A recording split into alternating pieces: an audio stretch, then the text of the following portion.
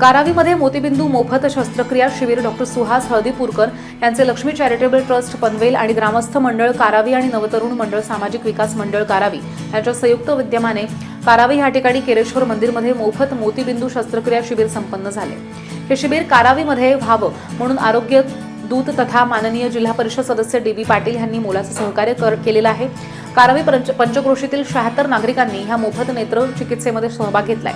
यामध्ये मोतीबिंदूचे 23 रुग्ण सापडलेत, तर चष्माधारक 16 आणि पुढील तपासासाठी 12 जणांना पाठवले।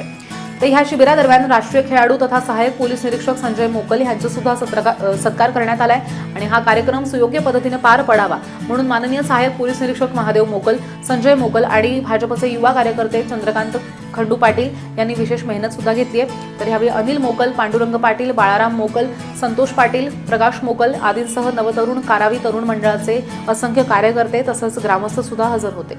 तसंच ज्या रुग्णांना मोतीबिंदू शस्त्रक्रियेची आवश्यकता भासली आहे त्यांना तातडीनं पनवेलमधल्या लक्ष्मी चॅरिटेबल ट्रस्ट या ठिकाणी नेऊन त्यांच्यावरती शस्त्रक्रिया सुद्धा करण्यात आली आहे।